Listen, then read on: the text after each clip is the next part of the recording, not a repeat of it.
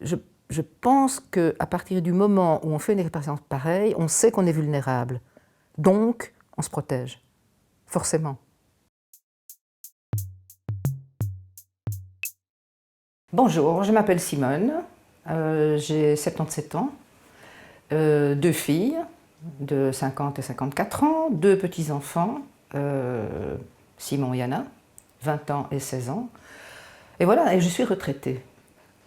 Mon parcours professionnel est tout à fait chaotique. En réalité, bon, je suis sociologue de formation et pour des raisons personnelles, avec l'homme que j'avais épousé, nous sommes partis en Afrique. Donc ça a duré 4 ans, en voyageant quand même à l'intérieur du pays.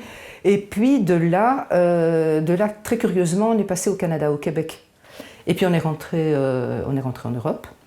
Et un jour, mon mari me dit « Oh tiens, c'est marrant, j'ai vu une annonce dans le Moniteur, il y a un examen de journaliste à l'RTBF. » Je dis « Oh, comme c'est rigolo, je vais le passer. » Et voilà qui a changé complètement ma vie parce que je l'ai réussi. Et disons que cette vie chaotique et quand même passionnante m'a conduit à un moment donné dans une situation un petit peu difficile. Bref, j'ai fait un burn-out. Et donc j'ai fait ce burn-out en 98. À un moment où on parlait quand même assez peu de ce genre de problème. Et je suis tombée sur un médecin traitant qui m'a dit « vous faites un burn-out ». Je me suis dit « qu'est-ce que c'est que ce truc ?» On ne pouvait pas parler de dépression comme tout le monde, quoi, hein, vraiment, parce que j'étais convaincue que je faisais, j'allais dire bêtement, une dépression classique. Non, non, non, non, non, parce qu'on avait beaucoup parlé, et je l'avais appelé en larmes en ayant plaqué la rédaction au plein milieu d'une réunion, en disant « maintenant ça suffit, je peux plus vous voir, au revoir ». Quoi, hein. Ça s'est passé très violemment comme ça. Et donc ce burn-out m'a mise out quand même pendant quelques mois, presque 6 mois. Et puis je suis bravement revenue. J'avais à ce moment-là parfaitement conscience que je devais m'arrêter et que je devais me soigner, pour la simple raison que j'étais incapable de vivre, tout simplement. Je pouvais plus vivre, je ne pouvais plus travailler, le monde, tout était noir d'encre, il n'y a plus rien qui fonctionnait en réalité. Donc je n'avais pas le choix. J'avais vraiment pas le choix. Je me suis dit, si je ne fais pas, si je n'accepte pas ces 3 mois, si je ne me soigne pas, si je ne me tire pas de là, bien, ma vie elle est fichue. C'était vraiment l'impression que j'avais à ce moment-là. De me dire, là, je suis en train de couler, et si je n'attrape pas la main qui m'est tendue, autrement dit le médecin, bon, ben là, je suis fichue. Je pense qu'à partir du moment où on fait une expérience pareille, on sait qu'on est vulnérable. Donc, on se protège, forcément. Est-ce que j'avais honte de dire que j'étais en burn-out? Mais je ne pouvais pas dire que j'étais en burn-out, c'est un terme qu'on ne connaissait pas. Donc j'aurais dit à des gens, je suis en burn-out, eh bien bon, ben, c'était très bien. C'était parfait, personne ne comprenait ce que c'était. Et donc, quand on me posait des questions, mais très proches, je disais, ben non, je fais une grosse dépression, ça ne va pas, je suis épuisée, j'en peux plus, mais ça va aller, bon, c'est physique, et je vais remonter la pente, etc. etc. Ben, dans cette décennie 90, on ne parlait pas de burn-out. C'était pas à la mode, pas du tout.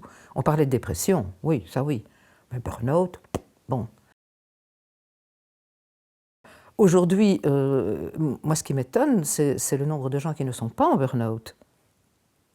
Donc forcément, il doit y avoir on doit développer des attitudes particulières parce que c'est un mal qui se généralise. C'est un véritable mal de société très profond qui est lié à un mal-être général, à une difficulté de vivre, à des tas de problèmes. Je fais une parenthèse. Moi, j'ai vécu les 30 glorieuses. Dans ma vie, j'ai eu une chance, mais incroyable. Les années fantastiques où il ne se passait rien, où c'était le plein emploi quasiment, où il y avait de l'argent partout, où la plupart des gens étaient bien, où il y avait très peu de pauvreté. Youpi, quoi. Pauvreté, je parle en Occident, hein, bien sûr. Donc, on a vécu des années hyper positives. Et puis, le monde a basculé. Mais maintenant, j'ai l'impression que ça procède de tout à fait autre chose. Hein. Tout à fait autre chose. Une manière de considérer les gens au travail qui sont finalement quoi, des producteurs de quelque chose, de tout et de n'importe quoi, peu importe. Que ce soit de l'information ou des bananes ou des pneus de voiture, c'est pareil. Vous devez être productif et vous n'êtes qu'un élément dans un ensemble, pas plus. Je veux dire, il y a moins de respect des gens, moins de respect de ce qu'ils font ou de ce qu'ils peuvent faire que ce que j'ai connu, vraiment, vraiment. Il y a une insécurité ambiante, aussi bien à l'extérieur que dans le travail. Et puis mon travail, est-ce que je vais le garder? Donc je dois faire comme on me dit de faire, et je dois faire mieux, et je dois faire plus. Bon, mais c'est infernal, quoi. On n'a jamais autant parlé de bien-être au travail, et je pense qu'on n'a jamais aussi peu cherché, respecté et construit. C'est hallucinant. À l'époque, on parlait de bien-être au travail. Je vais vous dire quelque chose d'énorme. Je pense qu'on n'en parlait pas, je pense qu'on le faisait, qu'on le vivait. Il n'empêche, je ne vais pas dire que c'était mieux avant, c'était différent. C'était différent. Mais je crois que ce qui se passe maintenant dans le milieu de travail, dans les milieux familiaux, et quand par-dessus le marché, le travail, où on passe quand même une bonne partie de sa vie, vous lamine, vous n'êtes pas respecté, vous pouvez faire n'importe quoi, vous êtes pressé comme des citrons, vous ne comptez pas, entre guillemets, sauf pour ce que vous produisez. Bah, je me dis, je regarde avec admiration ceux qui ne craquent pas. Hein. Si je devais dire quelque chose à quelqu'un qui est un burn-out aujourd'hui, bah, je lui dirais d'abord qu'on en sort. Parce que je pense que c'est ça qui est le plus important, c'est de savoir qu'on peut s'en sortir. Mais qu'il faut pour ça une solide dose de volonté. Parce que finalement, je crois que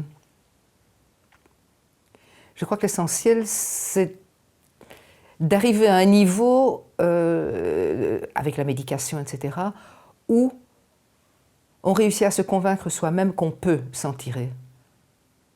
Ben, le burn-out, n'importe quelle chose qui nous arrive dans notre vie, il faut en tirer des leçons. Hein. Donc je crois que j'ai pris la mesure de la relativité des choses et de ce qui est important, de ce qui l'est moins. Faire un tri et se dire, là ça vaut la peine de s'investir à fond, mais ça, non, franchement, non, pas la peine. Bon. Je pense que ça, c'est peut-être une des leçons.